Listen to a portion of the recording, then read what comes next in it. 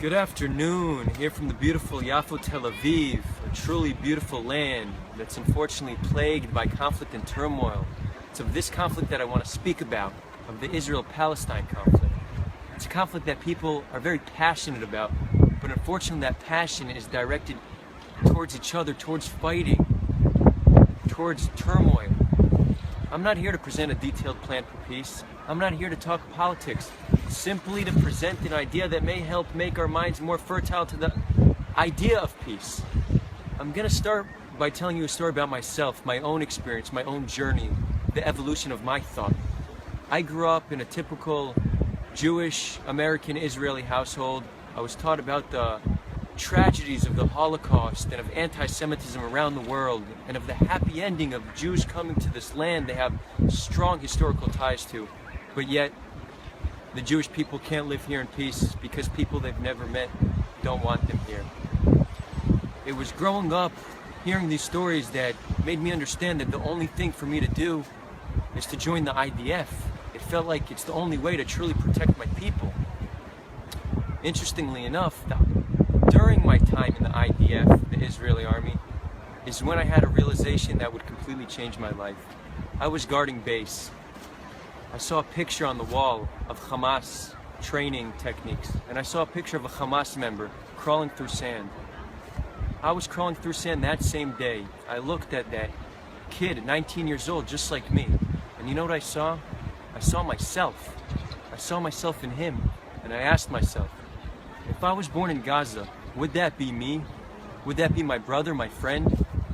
I asked myself, is the biggest difference between me and my enemy the side of a border we were born on? You know, and I had this realization, but it wasn't enough to change my belief system. Years and years of fear-based teachings don't change overnight. And that's really what it comes down to. We are all products of our upbringing. These same stories that I were taught are not taught to the Palestinians. They are taught about their own struggle, about these foreigners who came here one day and took their land. They're taught about the fight they need to fight in order to have independence. These two narratives, although sound opposite, are not. They're not even contradictory. They're two sides to the same coin. It's neither side's ability to understand each other which creates this conflict. We have trouble understanding the other side's narrative. We have trouble empathizing with the other side. And what that does is it causes them to respond equally.